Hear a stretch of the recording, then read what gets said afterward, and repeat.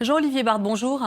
Bonjour. Alors, on vient de voir l'exemple des éléphants, donc ce n'est qu'un exemple, c'est-à-dire qu'à terme, on ne les verra plus que dans des zoos.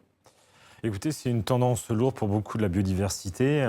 Si on regarde les chiffres, en pratiquement 40 ans, 52% des populations de mammifères, enfin d'animaux en général, ont décru. Donc les éléphants, on a une chute drastique. En 10 ans, on a perdu 110 000 éléphants. Il en reste 415 000 en Afrique, donc principalement des éléphants de savane. Et si on n'y prend pas garde, d'ici 20-25 ans, il y aura vraiment un problème pour voir des éléphants à l'état sauvage. Et alors, un éléphant est tué toutes les 15 minutes, c'est bien ça? Oui, c'est hallucinant. Il y a un éléphant tué toutes les 15 minutes, deux tigres toutes les semaines et trois rhinocéros par jour. Voilà, c'est à peu près et ça encore, on parle que des grands mammifères. Il y a, je dirais aussi beaucoup de trafic sur les poissons tropicaux, sur les reptiles, sur les oiseaux. Donc, c'est des sommes vertigineuses et c'est des volumes d'animaux énormes.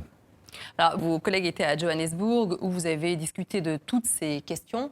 Est-ce qu'il y a des grandes décisions qui ont été prises et qui peuvent être suivies des faits? C'était la 17e réunion de la Convention internationale sur le trafic des espèces, qui est un traité qui a été mis en place en 1975. Ce qui est intéressant, c'est qu'on a senti vraiment réellement un changement. C'est-à-dire que là, les questions de protection de l'environnement, enfin des espèces et de ce qu'on appelle la conservation, ont pris beaucoup plus, je dirais, de place. On a senti les États beaucoup plus concernés. Je vais vous donner trois exemples. Le premier exemple, c'est à Doha en 2010, lors de la précédente CITES, la question des requins. On avait eu des vétos de la plupart des pays. La CITES d'après, la 6e CITES à Bangkok, il y a déjà 3 espèces de requins qui sont rentrées dans l'annexe 2, qui permet de reculer fortement le commerce. Et cette année, 5 nouvelles espèces sont arrivées. Donc voilà, on va dans le bon sens. Maintenant, le problème, c'est le cheminement et le contrôle est trop lent par rapport à la chute des espèces et à l'explosion du trafic. Parce que là, on voit par exemple les belugas, donc ces baleines blanches du Saint-Laurent. Il y a 150 ans, il y avait 10 000 belugas. Aujourd'hui, moins de 900. Voilà, pour ne citer que cet exemple-là, il y a une disparition qui est évidente. Oui, parce qu'en plus, parallèlement, il faut comprendre que les espèces, parallèlement à la question du trafic et du prélèvement par la chasse, elles subissent aussi la pollution. Dans le cas du beluga, la chasse s'est arrêtée en 1979, mais ils subissent la pollution du Saint-Laurent et le trafic maritime qui engendre beaucoup de collisions et des décès de ces animaux. Donc, si on ajoute en plus le changement climatique qui est un facteur aggravant et la déforestation liée à l'agriculture, on a donc 5-6 grands menaces qui amènent une perte drastique de biodiversité actuellement dans le monde. Oui, parce que bon, là, on parle des belugas, mais il y a également donc les gorilles qui sont menacés d'extinction. Pour reprendre encore quelques chiffres, en 1994, 16 900 gorilles donc dans la région de l'Ouganda, du Rwanda et de la République démocratique du Congo. Aujourd'hui, 3 800. Oui, les grands singes, ça fait partie, je dirais, des catégories de mammifères où on peut se demander si d'ici 25-50 ans, on ne les verra pas, en effet, plus que dans les films de Disney ou dans les zoos. À ce rythme-là, dans 5 ans, il n'y en a plus, en fait. C'est ce que disent les statistiques. Alors, en effet, par exemple, pour le gorille oriental, qui est le plus grand gorille, il y a une chute en 15 ans de 70% de la population et une sous-espèce de 77%.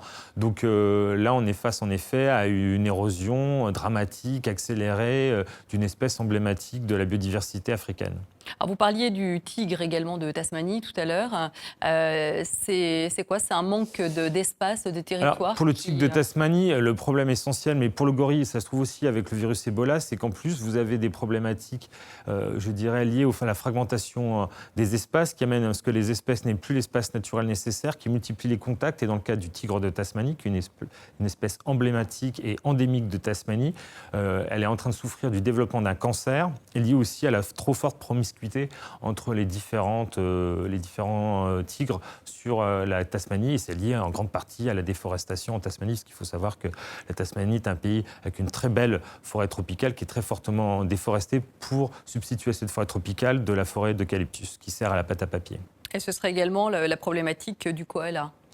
Le koala, ça c'est une très grande surprise, c'est la chute. On était avec une espèce plutôt fortement représentée en Australie et une chute en 3-4 ans de la population de koala qui l'a fait passer d'une préoccupation mineure à le club, hélas, très fermé des 29% d'animaux qui sont menacés. Et c'est lié, là encore, à la fragmentation de l'espace, à la multiplication des accidents avec les véhicules, aux forêts qui, là aussi, diminuent, et aux incendies. Et là, on retrouve le changement climatique. Alors, vous citiez un calcul quand on préparait cette émission. Vous me disiez qu'en fait, sur 100% du vivant, donc qui compte les humains et les animaux domestiqués, eh bien, seuls 2% sont des espèces sauvages aujourd'hui. Oui, c'est le calcul d'un ingénieur américain, McCready, qui a calculé en gros, si on additionne la masse des êtres humains, des animaux domestiques, nos chats, nos chiens, nos chevaux, et bien évidemment du bétail que nous consommons, et que nous le mettons au regard de la masse des organismes vivants sauvages. 98% c'est l'homme plus les animaux domestiques et le bétail, et 2% qui restent, c'est les animaux sauvages. Merci beaucoup pour cet éclairage donc, dans le cadre de la Journée mondiale des animaux. Merci beaucoup Jean-Olivier Barthes. Merci.